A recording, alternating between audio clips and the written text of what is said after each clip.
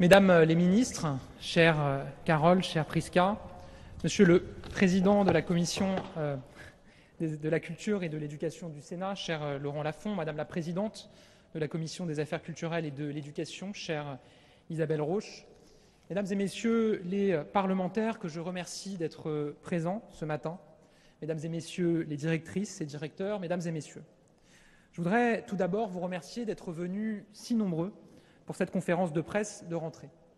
Vous, les parlementaires, qui êtes les représentants du peuple et qui avez, à ce titre, une double mission démocratique de représentation et de contrôle de l'action du gouvernement.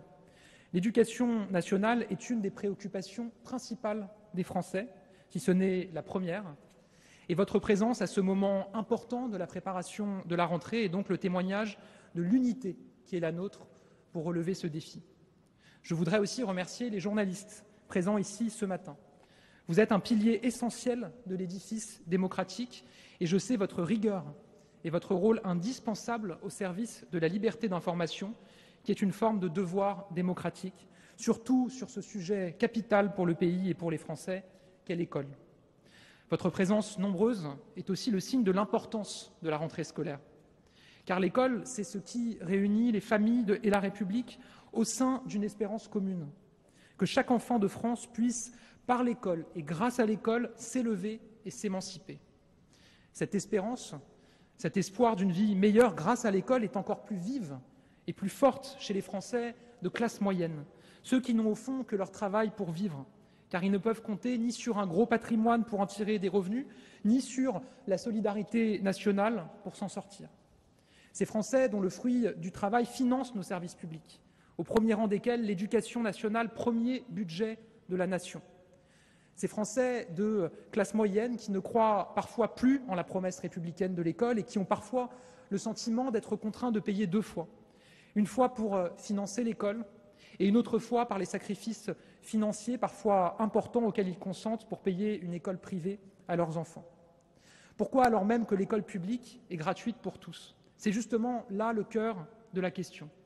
Parce qu'en inscrivant leurs enfants dans une école privée, ils ont le sentiment qu'ils pourront y trouver ce qu'ils ont renoncé à chercher parfois dans l'école publique. Et c'est là le cœur de notre enjeu pour l'école. Éviter cette rupture de confiance entre les familles modestes ou de classe moyenne et l'école de la République. Éviter que la mixité déjà menacée dans nos écoles ne s'éloigne encore plus. Éviter que l'école de la République ne soit durablement fragilisée.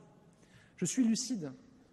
Malgré le travail acharné que nous avons mené sous l'autorité du Président de la République, des Premiers ministres, Édouard Philippe, Jean Castex et Elisabeth Borne, avec les ministres Jean-Michel Blanquer et Pap Ndiaye, il reste beaucoup à faire pour venir à bout de ce que j'appellerais les maux de l'école.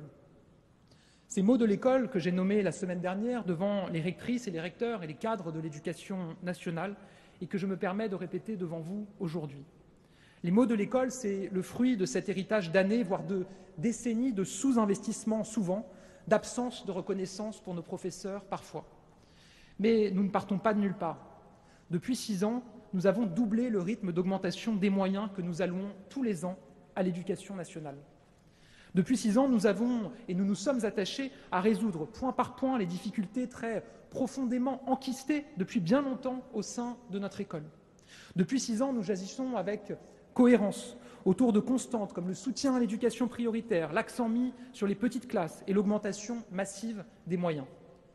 Comme ministre de l'Éducation nationale en 2023, j'ai à cœur de préparer l'avenir de l'école, mais je sais que j'ai aussi pour mission de continuer à réparer l'école. Pour retisser et resserrer le lien entre l'école et les Français, notre boussole doit être de faire de l'école un lieu qui émancipe et qui élève. Car au fond, ma vision de l'école, c'est une école qui sait déceler le talent de chaque élève, qui sait lui prouver qu'il a, lui aussi, un quelque chose en plus, même s'il ne le sait pas forcément quand il entre à l'école, qu'il a une voie qui l'attend et qu'il pourra réussir à poursuivre à force de travail, qu'il parviendra grâce à l'école à s'élever socialement, à vivre aussi bien, voire mieux que ses parents, à être pleinement dans la société un citoyen pensant et agissant. Pour atteindre cette vision d'une école qui émancipe et qui élève, l'école doit être en mesure de remplir un rôle fondamental, celui d'offrir à tous ses élèves les ressources personnelles et intellectuelles pour construire la vie qu'ils désirent et qu'ils méritent, pour écrire d'autres destins que ceux écrits d'avance, pour déjouer tous les pronostics. contre les assignations à résidence faute de moyens, faute d'opportunités, faute de solutions. L'enjeu est de créer les conditions d'un choc de confiance entre l'école et les Français. Agir pour la confiance dans l'école, c'est toujours préférer l'exigence des droits et des devoirs à la complaisance et au nivellement par le bas. Agir pour la confiance dans l'école, c'est œuvrer pour élever le niveau, car une école exigeante avec ses élèves doit autant l'être pour elle-même. Tout au long de la scolarité, nous allons, dès cette année, poser les bases d'un véritable choc des savoirs, qui est la condition absolue de la réussite et de l'épanouissement de nos enfants. Mesdames et messieurs, vous l'aurez compris, mes priorités sont claires. Élever le niveau, faire respecter les droits et les devoirs, bâtir une école qui émancipe et qui élève. Ces trois priorités, elles sont, je crois, de bon sens, car c'est avant tout avec bon sens, sans idéologie, que je veux œuvrer pour bâtir l'école de demain. Première priorité pour cette année, élever le niveau. D'où partons-nous ? Nous partons d'une situation où, malgré des progrès, nous sommes toujours en dessous de la moyenne européenne et internationale, et en tout cas encore loin de l'impératif d'exigence que nous devons mettre en œuvre pour notre école. En un quart de siècle, entre 1995 et 2018, les évaluations internationales montrent que les élèves français ont perdu l'équivalent d'un an en termes de niveau. Autrement dit, un élève de 4e en 2018 avait le niveau d'un élève de 5e de 1995. En 6e, près d'un élève sur 3 ne dispose pas du niveau nécessaire en français ou en mathématiques. C'est donc dès le début, évidemment, que tout se joue, pour éviter un glissement d'année en année jusqu'à parfois un décrochage qui est un échec pour tout le monde. Pour élever le niveau, ma priorité, ce sera les savoirs fondamentaux. J'engage donc dès cette rentrée un choc des savoirs qui se déclinera à chaque niveau de la scolarité. Pour la maternelle, nous poursuivons nos efforts massifs que nous avons engagés depuis le début du quinquennat, avec des nouveautés dès cette année. Nous allons poursuivre et achever le dédoublement des classes en éducation prioritaire, notamment en grande section, d'ici à la rentrée 2024, et nous franchissons une étape majeure en cette rentrée. Cette année, 100% des classes de grande section CP et CE1 seront plafonnées à 24 élèves. Les classes surchargées dans ces niveaux, c'est terminé. Nous allons aussi mettre en œuvre le plan maternel à la rentrée 2023. Il s'agit d'un plan de formation des enseignants qui s'inscrit dans la suite des plans français et mathématiques pour la formation des professeurs des écoles. Conformément aux recommandations des études internationales, la formation a lieu en petits groupes de 8 professeurs accompagnés d'un référent au niveau de la circonscription, donc infra-académie, qui aura lui-même été formé 24 jours. 100% des 370 000 professeurs des écoles seront formés avant la fin du quinquennat. Ce qui est attendu, c'est un impact positif sur le niveau de l'enfant, en couplant l'effet maître à l'effet taille des classes qui seront dédoublées en éducation prioritaire et plafonnées, je le disais, à 24 ailleurs.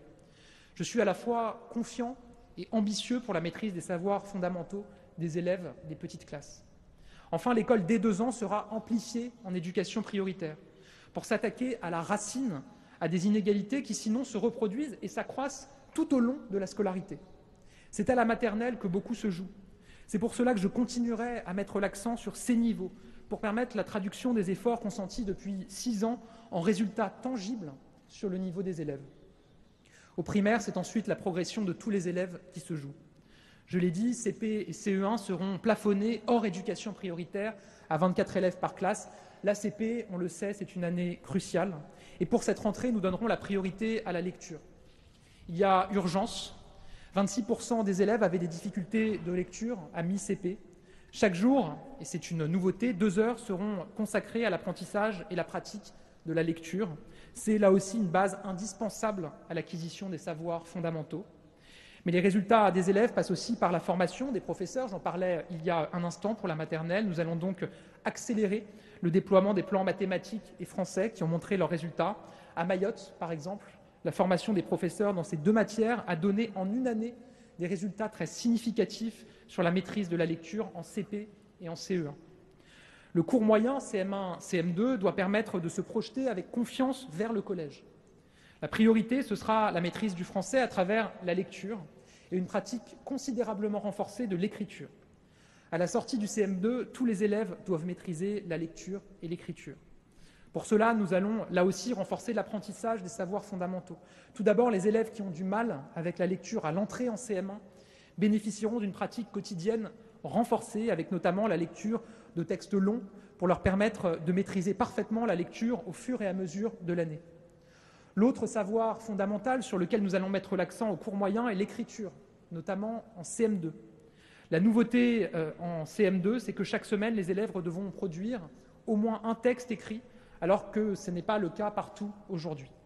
La maîtrise de l'écriture est la priorité absolue en matière de savoirs fondamentaux, notamment en français. Nous la renforcerons tout au long de la scolarité de l'enfant et nous équiperons chaque professeur d'un guide de référence sur l'écriture dès cette année. Toutes ces mesures pour l'acquisition des savoirs fondamentaux au primaire devront faire l'objet d'une stratégie fondamentale élaborée par chaque académie. C'est une obligation absolue pour mieux piloter et mieux décliner l'apprentissage des savoirs. Mais au fond, pour savoir si ces efforts produisent des effets, nous devons évaluer plus et évaluer mieux. C'est la raison pour laquelle nous allons instaurer cette année de nouvelles évaluations nationales en CM1, en plus de celles qui existent en CP, en mi-CP et en CE1. L'objectif pour nous est clair, objectiver les difficultés de chaque élève dès le début de l'année scolaire pour proposer le meilleur accompagnement possible à chaque enfant. Chaque élève doit être notre priorité, mais au nom de l'égalité des chances, au nom de la vocation émancipatrice et universelle de notre école, nous devons faire plus d'efforts pour certains. Aujourd'hui, le constat est clair, la réussite scolaire de nos enfants dépend encore trop de leur origine et de leur milieu social. Et notre stratégie aussi, elle est claire. Pour ces élèves qui se retrouvent en difficulté, c'est un peu plus d'école pour beaucoup plus de réussite. Car l'école et les savoirs fondamentaux, c'est une assurance vie pour l'avenir de ces enfants qui comptent sur l'école pour construire leur destin. Et pendant les vacances, on le sait, les écarts se creusent entre les élèves. Il faut tout faire pour que vacances ne rime pas avec perte de chance. Pour ces enfants en difficulté, souvent d'origine modeste, ils ont besoin de plus d'écoles et de mieux d'écoles. C'est ce que permettent déjà plus de 40 000 professeurs engagés pour 300 000 élèves qui bénéficient cette année partout en France des stages de réussite. Ils viennent à la fin du mois d'août, quelques jours avant la rentrée, pour permettre aux enfants d'arriver armés pour attaquer l'année scolaire. J'étais vendredi dans une école de Torcy, en Seine-et-Marne, où 16 enfants ont bénéficié de ce stage de réussite à partir du 24 août. Dans ce département, la Seine-et-Marne, un quart des professeurs des écoles sont engagés dans cette démarche. Je veux donc vraiment et de tout cœur les remercier d'accompagner les élèves, même pendant les vacances, car cela démontre à nouveau combien les enseignants ont leur mission et la réussite des élèves chevillés au corps. Ils méritent toute notre admiration et notre reconnaissance. Comme l'a indiqué le président de la République, nous généraliserons cette démarche pour tous les enfants qui en ont besoin et nous rémunérerons encore mieux les professeurs qui s'y engagent, puisque ces stages seront payés le double dans le cadre du pacte dès cette rentrée. Pour ces élèves en difficulté et pour tous les élèves de France, nous devons impérativement inverser la tendance et diminuer drastiquement le nombre d'élèves qui arrivent en 6e sans le niveau nécessaire dans les savoirs fondamentaux, et je suis convaincu que nous y arriverons. Au collège, la nouvelle 6e nous permettra de jeter les bases d'un meilleur niveau de nos collégiens. Français et mathématiques, ce sont les deux piliers de nos savoirs fondamentaux. C'est précisément ces deux matières qui sont le cœur de la nouvelle 6e que nous allons mettre en œuvre dès cette rentrée, partout en France. Je l'ai dit, près d'un tiers des élèves qui entrent en 6e ne maîtrisent pas suffisamment les fondamentaux. C'est la raison pour laquelle une heure hebdomadaire de soutien ou d'accompagnement en français ou en mathématiques sera instaurée pour chaque élève de 6e sur la base de l'évaluation du début d'année. Mais nous n'allons pas le faire à l'aveugle ou de la même façon pour tous. Cela se fera par compétence plutôt que par matière. Ainsi, un élève sera amené à bénéficier de soutien en lecture ou en écriture, en fraction ou en multiplication, en fonction de ses difficultés précises. C'est une logique du sur-mesure, du cousu main autour des besoins de l'élève qui est au cœur de cette heure de soutien nouvelle que nous mettons en œuvre à partir de cette rentrée. Mais en 6e, il y a aussi les élèves qui ont un bon niveau général et qui pourront approfondir certaines compétences pour aller plus loin encore dans ces savoirs, pour élargir leur horizon et densifier leurs connaissances. Par ailleurs, nous généraliserons le dispositif devoir fait à tous les élèves de 6e. Nous le savons tous, l'un des moteurs des inégalités scolaires, c'est la capacité ou non à faire sereinement ses devoirs à la maison. Devoir fait, c'est en moyenne 2h30 par semaine durant lesquelles un élève de 6e peut être accompagné pour ses devoirs à l'école. C'est la clé de l'autonomie dans ses apprentissages, ô combien importante dans la suite du parcours. Je crois tellement à ce dispositif que je souhaite l'étendre à tous dès cette rentrée, pas seulement aux élèves en difficulté. Rien que grâce à la généralisation en 6e, ce seront donc 645 000 élèves de 6e en plus des 828 000 qui en ont déjà bénéficié, qui seront accompagnés à faire leurs devoirs par des professeurs mieux rémunérés. Avec l'heure de soutien ou d'approfondissement, avec la généralisation des devoirs faits, nous devrions permettre aux collégiens d'élever leur niveau en français et en mathématiques. C'est précisément ce que les nouvelles évaluations que nous instaurerons en 4e permettront d'évaluer. Elles prendront la forme d'un test numérique et seront axées sur le français et les mathématiques. Au lycée, 1h30 de mathématiques par semaine et le nouveau calendrier du bac permettront de prolonger la logique d'une école qui sécurise les savoirs et élève le niveau. Dès cette rentrée, tous les élèves de première générale bénéficieront à minima d'1h30 de mathématiques par semaine. La suppression des mathématiques, pour ceux qui ne suivaient pas cette spécialité, je le dis, je l'assume, fut une erreur. Il faut avoir le courage de le dire, il faut avoir le courage de le reconnaître et surtout, il faut avoir le courage de prendre la décision qui s'impose, c'est ce que nous faisons. Le lycée n'est pas le bout du chemin, ce n'est pas la fin de l'acquisition des savoirs fondamentaux. Le lycée, c'est au contraire le début de quelque chose pour chaque élève, la préparation à l'orientation, à la vie adulte, à l'indépendance d'esprit, à l'autonomie intellectuelle. Les savoirs fondamentaux, dont les mathématiques, sont donc indispensables jusqu'au bout du lycée. Les mathématiques pour tous sont donc de retour en première. Par ailleurs, la question du baccalauréat et de son calendrier est très attendue, je le sais, par l'ensemble des parents, des élèves et de la communauté éducative. Là aussi, soyons lucides et soyons pragmatiques. La réforme du lycée et du baccalauréat engagée par mes prédécesseurs a permis de réels progrès. Les lycéens apprécient de pouvoir choisir leur spécialité et sur ce point, nous ne reviendrons pas en arrière. La prise en compte du contrôle continu est aussi, je le crois très profondément, un progrès pour tenir compte du travail tout au long de l'année des élèves dans leur baccalauréat. La création d'un grand oral permet aux lycéens de progresser sur l'expression orale, là aussi, facteur d'inégalité entre élèves. Pour perfectionner le grand oral, je vous annonce d'ailleurs que nous supprimerons les 5 minutes aujourd'hui dédiées au projet d'orientation pour passer davantage de temps sur du grand oral autour des savoirs acquis pendant le lycée. Soyons pragmatiques, disais-je. Tout l'été, j'ai consulté. Tout l'été, j'ai concerté et encore reçu ces derniers jours toutes les organisations syndicales bilatérales ainsi que les représentants des professeurs, des personnels de direction. J'ai échangé cet été avec les associations de parents d'élèves. J'ai également reçu le rapport bilan de l'inspection générale. Il souligne ce qui nous remontait déjà très largement du terrain. L'organisation des épreuves de spécialité en mars a entraîné une désorganisation des établissements, des centaines de milliers d'heures d'enseignement perdues pour les lycéens en classe de seconde et de première, une démotivation et de l'absentéisme chez un grand nombre d'élèves de terminale, parfois déjà assurés d'obtenir le bac avant même de passer les épreuves de philosophie ou de grand oral. Plus que jamais, nous devons reconquérir au lycée non pas seulement le mois de juin, mais l'ensemble du 3e trimestre. Encore ces derniers jours, j'ai échangé avec la ministre en charge de l'enseignement supérieur, avec la Première ministre et le Président de la République, et nous avons donc décidé de rétablir au mois de juin les épreuves de spécialité du baccalauréat général et technologique dès cette session 2024. Je l'ai décidé d'abord, je le dis, pour les élèves, pour que leur année de terminale soit plus sereine, la mieux organisée, et permettre tout à la fois la préparation du baccalauréat et l'orientation vers les études supérieures. Je l'ai décidé aussi pour les élèves de seconde et de première, pour qu'ils puissent regagner du temps utile pour l'enseignement et pour l'orientation. Pour les élèves de seconde, la reconquête du mois de juin permettra, outre de nouveaux apprentissages, une forme d'engagement supplémentaire. Il y a évidemment le SNU, mais aussi nous allons y travailler avec les organisations syndicales, les représentants des enseignants, des parents d'élèves, des personnels de direction, de nouvelles expériences. Et nous aurons besoin de la mobilisation de tous. Sur ces sujets, je crois au dialogue et nous continuerons à dialoguer avec l'ensemble de la communauté éducative.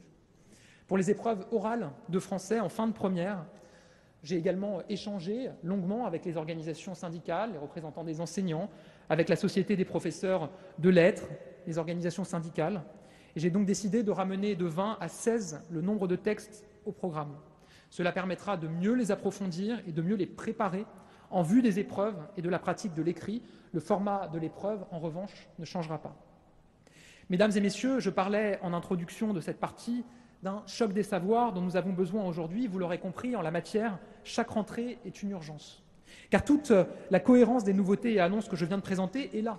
Créer un choc des savoirs autour des savoirs fondamentaux. Et cela sans perdre de temps. C'est la raison pour laquelle, dès cette rentrée, Nous mettons le paquet sur les savoirs fondamentaux à tous les niveaux, en maternelle, au primaire, au collège, au lycée. Je suis confiant, nous récolterons les fruits de cette politique avant la fin de ce quinquennat. Oui, le niveau de notre école va s'élever. Élever le niveau, cela passe aussi par une école toujours présente pour les élèves et surtout ceux qui en ont le plus besoin. Aujourd'hui, sur toute sa scolarité, un élève peut perdre jusqu'à une année d'enseignement du fait d'absences non remplacées. Au moment où je prends mes fonctions de ministre de l'Éducation nationale, chaque année, 15 millions d'heures sont perdues pour les élèves. L'objectif du remplacement des absences de courte durée est donc tout simplement d'assurer l'égalité entre les élèves, permettre à tous de suivre ou de rattraper toutes les heures d'enseignement que l'Éducation nationale leur doit. Ces absences non remplacées, on le sait, nuisent aux apprentissages. Si on veut élever le niveau général de notre école, il faut répondre à ce sujet et à cette problématique des absences non remplacées. En entravant la promesse d'égalité, cela nuit aussi à la confiance que les parents placent en leur école et dont je parlais au début de mon propos. Car alors, cette école ne tient plus sa promesse fondamentale de donner les mêmes chances à tous les enfants. Au nom de l'égalité des chances et de la bataille pour le niveau des élèves, nous allons reconquérir ces 15 millions d'heures perdues chaque année pour les élèves. Sur ces 15 millions d'heures, je le dis de manière très franche, la moitié l'est en raison de notre organisation administrative. Nous devons au maximum éviter que les heures de formation ou de réunion pédagogique soient proposées aux enseignants sur leur temps de cours et que leurs élèves soient laissés sans solution de remplacement. Je veux donc que l'éducation nationale s'adapte à l'emploi du temps des professeurs et non l'inverse. Il nous faudra donc positionner dès la rentrée un maximum de formation et de réunions hors du temps devant l'élève, hors du temps de cours pour les professeurs, pour qu'à la rentrée 2024, plus aucun élève ne soit privé de son professeur en raison d'une formation ou d'une contrainte administrative. Au-delà de ce fonctionnement interne, c'est plus largement sur le sujet des absences non remplacées que nous devons agir. Et pour cela, nous aurons besoin de professeurs. Je le dis, nous ne réglerons évidemment pas ce problème sans eux, et encore moins contre eux, mais avec eux. C'est le sens des missions complémentaires qui leur seront proposées dès cette rentrée avec le pacte enseignant. Je le dis, il ne s'agit pas, comme j'ai pu l'entendre, d'une logique de travailler plus pour gagner plus. Il s'agit d'unir nos efforts pour la réussite des élèves et de payer jusqu'à 50% de plus l'heure de cours pour un professeur qui fait 18 heures de remplacement par an, soit 2 environ par mois. Le pacte n'est pas une mesure de revalorisation salariale, je l'assume totalement. Le pacte, c'est une rémunération supplémentaire et une reconnaissance de la mobilisation générale des professeurs pour nos élèves. Ma deuxième priorité, je l'ai dit, c'est de bâtir une école des droits et des devoirs. C'est tout d'abord le devoir de reconnaissance que nous avons et que j'ai comme ministre vis-à-vis de toutes celles et de tous ceux qui font vivre l'école. Oui, nous avons, et j'ai moi-même, un devoir de reconnaissance envers nos professeurs. Et cela passe en grande partie par la rémunération, je le sais et j'en suis conscient. Je le dis, en la matière, nous sommes passés de la parole aux actes. Nous avons tenu notre engagement. Tous les professeurs de ce pays toucheront entre 125 et 250 € net en plus par mois en cette rentrée par rapport à la rentrée précédente, de manière inconditionnelle. Je le répète, de manière inconditionnelle. Il n'y aura plus un seul professeur titulaire qui touchera moins de 2100 € net par mois. Nous allons au-delà de l'engagement du président de la République qui était de 2000 € net par mois. Et je rappelle qu'il y a 2 ans, nous étions un peu au-dessus de 1700 € net par mois. C'est la plus grosse hausse de salaire de nos professeurs depuis des décennies. Ceux qui font vivre l'école, ce sont aussi les AESH, les accompagnants d'élèves en situation de handicap, que nous revalorisons de 10 à 13% en cette rentrée. Ce sont aussi les chefs d'établissement qui percevront 1 000 € de plus par an pour cette année scolaire. Je le dis aux professeurs, au personnel de l'éducation nationale, ces revalorisations, nous vous les devions, parole tenue. En matière de droits et devoirs, il y a aussi ce devoir d'exigence que nous avons vis-à-vis des élèves, qui n'est rien d'autre que le témoignage de la confiance de l'éducation nationale et des professeurs dans le talent de chaque enfant. Nous devons être exigeants, peut-être plus exigeants qu'aujourd'hui avec nos élèves, pour les aider à s'élever toujours davantage. L'école des droits et des devoirs, c'est aussi le respect de l'autorité de l'école et de l'autorité des savoirs. J'assume de dire que la relation entre un professeur et son élève n'est pas une relation d'égal à égal, car dans cette relation, il y a celui qui sait et qui a donc la légitimité et l'autorité, et celui qui apprend. Eh bien, dans l'école, celui qui apprend doit respecter l'autorité de celui qui sait. Bien sûr, la relation entre un élève et son professeur est infiniment plus riche, plus complexe, plus nuancée que ce simple rapport d'autorité. Mais cette autorité est un préalable à toute transmission. L'autorité de l'école ne s'applique pas uniquement aux élèves, elle doit aussi être respectée par les familles. Car c'est tout le rapport entre l'école et les parents qu'il faut interroger. Certains voudraient délimiter les rôles, aux parents de faire ceci, à l'école de faire cela. Je crois au contraire qu'entre les parents et l'élève, nous avons besoin d'une continuité, que l'un soutienne l'autre, une forme de complémentarité autour d'un principe. L'école doit respecter l'autorité des parents, mais les parents doivent aussi profondément respecter l'autorité de l'école. Autre devoir de notre école, celui de faire respecter les principes les plus élémentaires de notre République. Je pense évidemment à la laïcité. Car la laïcité, c'est un devoir pour tous et c'est un droit pour chacun. Notre école est testée continuellement, nous le savons. Ces derniers mois, nous le savons, les atteintes à la laïcité se sont considérablement accrues, avec notamment le port de tenues religieuses comme les abayas ou les camis, qui ont fait leur apparition et se sont installés parfois dans certains établissements. La fermeté de la réponse de l'école est mise à l'épreuve par ces nouveaux phénomènes, face parfois aux coups de boutoir, aux attaques, aux tentatives de déstabilisation. Nous devons faire bloc et nous allons faire bloc. Faire bloc, c'est être clair, et j'ai eu l'occasion de le dire, l'abaya n'a pas sa place dans nos écoles, pas plus que des signes religieux. Au fond, dire cela, c'est être conforme à nos principes les plus fondamentaux de laïcité et de neutralité. Ce choix est un choix de fidélité à nos valeurs et de refus du communautarisme. L'école doit à tout prix, peut-être plus encore que n'importe quelle autre institution, être protégée du prosélytisme religieux, de tout embryon de communautarisme ou de refus de nos règles communes les plus importantes. C'est pour cela que nous formerons aux enjeux de laïcité 300 000 personnels par an d'ici à 2025 et que l'ensemble des 14 000 personnels de direction seront formés avant la fin de l'année. Là où l'école est testée, nous devons faire bloc, nous serons au rendez-vous de ce devoir républicain. Mesdames et messieurs, ma troisième priorité pour cette année, c'est de construire une école qui émancipe et qui rend heureux. L'émancipation, c'est la capacité pour nos enfants à acquérir une autonomie d'esprit, un esprit critique, une ouverture intellectuelle à tous les savoirs et au monde. Pour cela, mes deux pierres angulaires seront l'éducation artistique et culturelle et l'enseignement moral et civique. Je veux bâtir un véritable service public de la culture à l'école, avec des élèves plus épanouis grâce aux arts et à la culture. C'est le marqueur de l'école de demain. La part collective du pass culture sera généralisée pour les 6e et les 5e, ce qui permettra à tous les collégiens et les lycéens d'avoir accès à au moins une activité culturelle chaque année. Mon objectif, c'est que 100% des élèves aient accès à cette éducation artistique et culturelle, à cette ouverture au monde. C'est l'objectif qui a été fixé par le président de la République et il sera tenu. Cette année sera aussi celle de la refonte totale de l'enseignement moral et civique. Les programmes seront revus pour tous les niveaux, avec un accent en particulier donné à la laïcité, et ils seront aussi élargis à l'éducation aux médias et à l'information, par exemple. L'objectif, c'est que, dès la rentrée 2024, le temps dédié à l'enseignement moral et civique soit considérablement renforcé et que son programme soit revu. Après les émeutes de l'été, le rapprochement entre les jeunes et nos valeurs et nos institutions est l'une des assurances-vie de la République. Une école qui émancipe passe nécessairement par le bonheur des professeurs et des élèves. J'ai une conviction, on ne peut pas bien enseigner si on n'est pas heureux. Et on n'apprend pas bien si on n'est pas heureux à l'école. Je parlais des droits et des devoirs, mais s'il est un droit absolu et inaliénable que nous devons à tous les enfants, c'est celui d'être en paix à l'école. Le harcèlement à l'école fait souffrir trop de nos enfants. Je le dis, nos enfants ont le droit au bonheur à l'école. Ils ont le droit à ce qu'on les écoute, à ce qu'on prenne en compte leurs paroles, qu'on les protège contre ce harcèlement qui fait tant de dégâts, et souvent tant de dégâts même en dehors de l'école via le cyberharcèlement. C'est un impératif que je fixe pour l'ensemble de l'éducation nationale. Nos enfants doivent être écoutés et protégés. Protéger les enfants harcelés, c'est d'abord les écouter. À ce titre, la lutte contre le harcèlement sera la grande cause de l'année scolaire 2023-2024. J'ai sonné dès mon arrivée la mobilisation générale pour la lutte contre le harcèlement scolaire. Comment accepter que des enfants arrivent la boule au ventre le matin à l'école? Comment accepter que des enfants aient pu se donner la mort à cause de ce qu'ils ont vécu à l'école? Nous devions nous remettre profondément en question.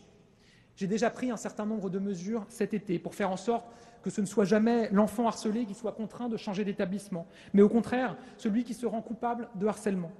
Le programme phare sera obligatoire dans 100% des écoles, collèges et lycées. Ce programme, c'est déjà des résultats concrets contre le harcèlement, même si je suis bien conscient que nous ne sommes pas au bout du chemin. Nous renforcerons également les moyens des plateformes d'écoute et de signalement dont les numéros seront très largement communiqués. Tous les personnels de l'éducation nationale seront enfin formés à compter de cette année. Pour faire appliquer ces mesures, je réunirai l'ensemble des chefs d'établissement en visioconférence cette semaine. Par ailleurs, Internet et les réseaux sociaux sont parfois devenus des zones de non-droit où nos enfants sont en insécurité. Je convoquerai donc les plateformes Internet pour accroître la pression en matière de prévention du harcèlement. Internet, pour un enfant harcelé, c'est comme une cour de récréation sans bornes, sans règles, sans adultes pour le protéger. Ça n'a que trop duré et nous devons y mettre fin. Une école où chaque enfant est heureux, c'est aussi une école qui lutte contre les discriminations, contre l'homophobie, pour l'égalité entre les femmes et les hommes. Une école où chaque enfant a sa place. Elle doit impérativement se battre par l'école inclusive, pour qu'aucun handicap ne soit une barrière à l'épanouissement d'un élève à l'école. C'est à l'école de s'adapter à chaque élève, et non l'inverse. Nous avons créé un véritable service public du handicap à l'école depuis 2017, et nous continuons en cette rentrée. 6 500 AESH seront recrutés et seront payés 10 à 13% de plus qu'à la rentrée dernière. Par ailleurs, je réaffirme devant vous l'objectif d'une classe Ulysse par collège d'ici 2027. Une école où chaque enfant est heureux, mais aussi une école où chaque professeur est heureux. C'est aussi une école où on n'a pas trop chaud l'été, trop froid l'hiver. Ça paraît basique, dit comme ça, mais c'est une condition essentielle pour la transmission au sein de l'institution scolaire. C'est une école rénovée, une école qui respecte l'environnement, qui doit d'ailleurs faire l'objet d'une vraie formation à l'éco-citoyenneté. Nous rénoverons plus de 10 000 écoles d'ici à 2027 avec la ferme volonté de faire de l'école un modèle en matière de transition écologique. Le bonheur de nos élèves et de notre jeunesse, c'est une responsabilité de l'État et des ministres que nous sommes. Prisca Thévenot aura l'occasion dans quelques instants de détailler les priorités de cette rentrée en matière notamment de jeunesse et d'engagement. Mesdames et messieurs, je parle d'une école qui émancipe et qui élève, mais je veux le dire, une école qui émancipe et qui élève, c'est une école qui répond présent pour chaque élève, qui porte la même ambition pour toutes les filières et pour tous les savoirs. C'est pour cela que je souhaite faire de la voie professionnelle une véritable voie d'excellence. Dans l'école que je veux contribuer à bâtir, les savoirs professionnels et techniques se hisseront au même rang que les savoirs classiques. La voie professionnelle sera considérée avec la même dignité, le même prestige que les autres. Carole Drangent vous détaillera la réforme du lycée professionnel qu'elle a construit en lien avec l'ensemble des représentants depuis une année et que nous engageons cette année avec une ambition forte. Faire enfin de la voie professionnelle une voie choisie et non subie. L'école qui émancipe et qui élève, c'est aussi l'école qui forme au nouveau savoir, au numérique, à l'intelligence artificielle. L'école qui émancipe et qui élève, c'est une école qui éduque à la pratique sportive. C'est pour cela que nous avons voulu les 30 minutes d'activité quotidienne au primaire. C'est pour cela que nous amplifions cette année l'effort au collège. Ce seront non plus 170, mais 700 collèges en cette rentrée qui proposeront 2 heures de sport supplémentaires par semaine à leurs élèves sur le temps périscolaire et en partenariat avec les associations sportives. En cette année olympique, l'éducation physique et sportive sera plus que jamais à l'honneur. Il en va du bien-être des élèves, donc aussi de leur capacité à apprendre sereinement. Voilà, mesdames et messieurs, les objectifs et les nouveautés de cette rentrée. Évidemment, tout n'a pas pu être abordé, alors même que, j'en suis conscient, j'ai déjà été trop long. Vous retrouverez l'intégralité et le détail des principaux chantiers et des nouveautés dans le dossier de presse qui vous sera distribué. Mais avant de conclure, je voudrais vous parler d'un chantier qui permet tous les autres. Ce chantier, c'est au fond la méthode qui rendra possible toutes nos ambitions. C'est le Conseil national de la refondation. Je le dis, ce Conseil national de la refondation, ce n'est pas un dispositif en plus. Ce n'est pas une instance de concertation. Ce n'est pas un comité Théodule. Ce Conseil national de la refondation, c'est la matrice de l'école de demain. 8 500 projets ont été déposés. Cela montre que la démarche intéresse. Mais nous devons faire advenir la révolution copernicienne appelée de ses voeux par le président de la République. Nous devons partir de ce qui marche sur le terrain pour faire advenir des progrès majeurs pour notre école. Mais pour cela, il faut laisser au terrain la capacité à innover, l'audace de s'engager dans des nouveaux chantiers. Grâce au CNR, ce qui se passe à Marseille est à cet égard très enthousiasmant. Inspirons-nous de ces réussites et même de certains échecs. Pour avancer et progresser, j'en ferai un marqueur très fort à la tête de ce ministère. Voilà, mesdames et messieurs, ce que je pouvais vous dire de cette année scolaire qui s'ouvre. Bien sûr, nous ne réglerons pas tous les problèmes de l'école en une année scolaire, pas plus que nous le ferions en 2 ou 3 ans, mais je réitère l'engagement que j'ai pris devant les Français dès mon arrivée dans ce ministère il y a un peu plus d'1 mois. sur des chantiers très concrets qui changent la vie au quotidien. Il y aura un avant et un après. Pour cela, ma méthode sera celle de la proximité, de la simplicité et de l'audace. Je vais dédier toute mon énergie à notre école. Mais notre école a besoin de plus encore que cela. Elle a besoin de la volonté de tout un pays derrière elle pour se transformer et pour avancer. L'école ne peut pas être l'objet de divisions, de querelles ou de conflits. Elle a besoin d'un élan collectif, d'une mobilisation nationale. Et c'est donc ici, depuis la cour de ce ministère, que j'appelle à une union nationale autour de notre école. Une alliance de tous pour rebâtir ensemble notre école, qui mette de côté les querelles politiques, les postures dogmatiques, les conflits d'antan. Ma porte sera toujours ouverte à quiconque veut faire progresser la cause de l'école. Soyons unis. Soyons unis car je sais les miracles que peuvent faire l'unité et le rassemblement autour de causes justes. Je pense en effet aux écoles brûlées pendant les émeutes, qui ont quasiment toutes pu être prêtes pour la rentrée, au prix d'un effort colossal et commun des collectivités, des personnels de l'éducation nationale et de l'État et des familles qui, dans un élan collectif, ont trouvé des solutions, y compris pour les élèves des 5 écoles qui, malheureusement, ne pourront pas rouvrir dès la rentrée. Je pense à l'union de tout un pays dans l'émotion et la stupeur qui a suivi l'assassinat de Samuel Paty. Soyons unis, unis pour nos élèves, unis pour nos professeurs, unis pour notre école. Je souhaite à chaque élève de France, à leurs parents, mais aussi à tous les professeurs et personnels de l'éducation nationale, une excellente rentrée 2023. Je vous remercie.